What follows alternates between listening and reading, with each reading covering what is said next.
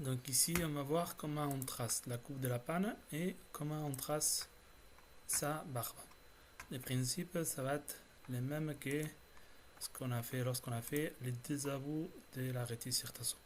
Donc nous, le but, c'est de tracer cet morceau de bois qui dépasse et c'est le garder. Donc, on va voir comment on les trace sur la planche à dessin. Donc avant ça, n'oubliez pas que maintenant, comme vous avez deux chevrons d'emprunt, il faudra dessiner les deux chevrons d'emprunt en totalité avec les sections de bois qui ont été données. Section de bois que vous avez ici, vous tracez les deux. Il faudra tracer deux fois les chambrées sur l'élévation de l'arrêté. Donc, on aura les doubles de traits au niveau de l'arrêté. Donc, n'oubliez pas, vu que la pente est différente, les chambrées et les pas ils vont être différents. Donc, pour vous montrer ça, ici, les pas, il va avoir une cote de 2,5.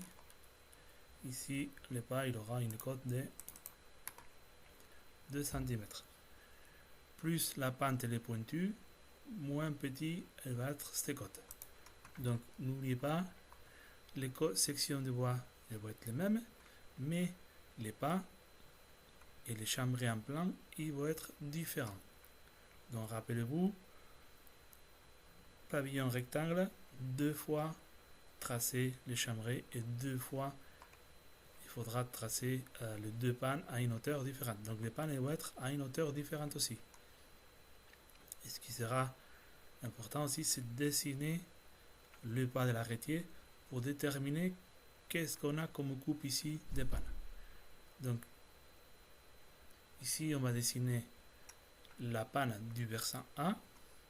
Donc première chose que je fais, c'est dessiner déjà les pas de l'arrêtier comme on a fait sur la vidéo précédente. Et après, une fois qu'on a dessiné la totalité du chevron d'emprunt, on a envoyé les chambrées. Donc vous voyez, une fois qu'on renvoie les chambrées, on voit ici ces petits triangles qui dépassent. En fait, ça c'est la barbe qui est matérialisée au niveau du sol. Donc quand on a les pavillons rectangles, ou quand on a le pavillon carré à la réticule, on a les désabos et on travaillait avec les pas de notre chevron d'arrêtier ou fourrure. Là ici, je vais travailler avec mon dessous d'arrêtier pour trouver cet alignement. Dans la première coupe, ça va être comme d'habitude.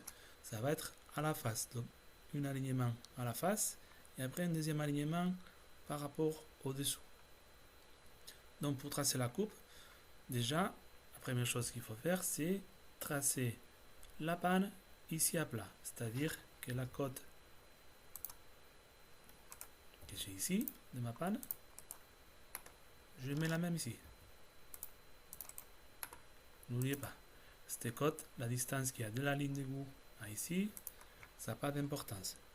Donc maintenant, on va commencer à tracer la coupe. En première coupe, on a dit que c'est contre la face. Donc c'est dessus et dessous chambré qui vient taper la face de l'arrêtier en plan.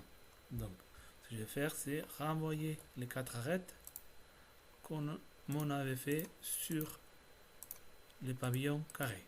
Donc les 4 arêtes, je vais les arrêter à la face.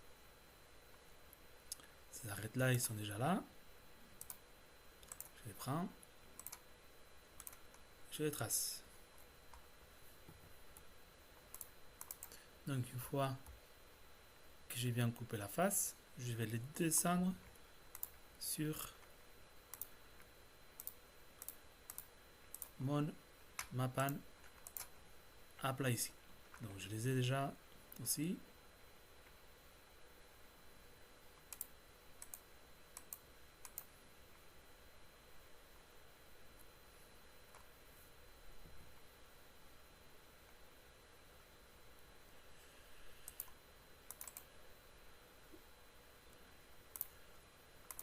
Donc j'ai les rouges et marrons. Donc il vient de la face. Et après j'ai les bleus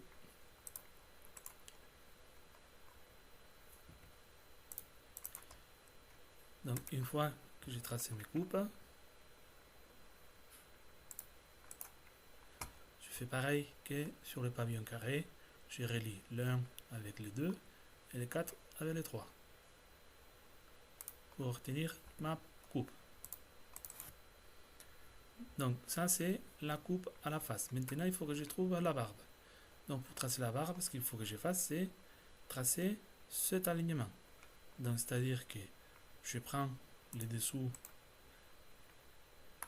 de mon arrêtier et je les prolonge à taper ma chambrée du dessous de panne et du dessus de panne. Les dessous de panne, je l'envoie parallèle à l'axe jusqu'à rencontrer mes deux dessous de panne qui viennent depuis mon élévation. Et ces deux points maintenant, je vais les rebasculer sur la panne qui est dessinée parallèle à la ligne de haut. J'obtiens 2 points. Maintenant, il faut que je trouve les 2 points du dessus. Donc, si ici, j'ai pris ma chambrée du dessous et je l'ai envoyé parallèle, ici, je prends les points de rencontre du dessous du pas d'arrêté avec mon dessus de panne et je vais les renvoyer parallèle à couper mes deux dessus. Les dessus étant les 1 et 4, les points 1 et 4. Donc, je l'envoie parallèle. Et ensuite, je redescends les 2 points que j'ai ici sur ma panne. Donc, comme ça, je dessine son alignement. Donc, pareil, je prends les numéros 2, je les relie avec le 1. Je prends les 3, je les relie avec les 4. Et la coupe, en fait, je l'aurai ici.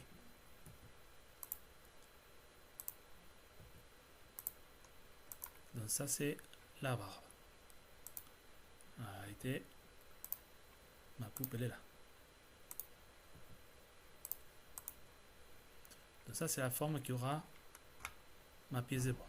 Maintenant, il me reste plus qu'à placer son emplacement. Donc, pour marquer son emplacement, 2 cœurs à la face, je remonte les 4 points.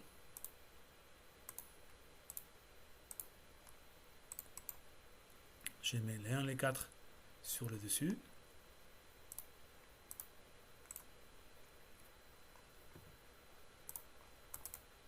Et le 2, le 3 dessous. Donc, si vous voyez, je les mets là où j'ai mes 2 chambrées. Chambrée du dessus et chambrée du dessous de panne. Qui sont par rapport à la face. Donc là, je trace la panne.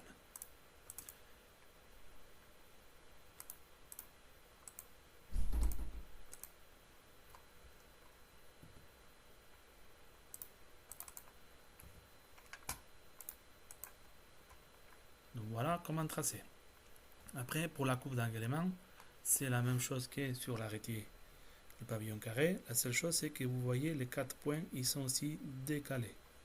Donc ils ne sont pas confondus puisque, comme on n'est pas à 45 degrés, les points, ils ne sont pas alignés. Donc je vous partage en 3D. Donc on a tracé cette coupe-là qui est représentée au sol ici. Ici.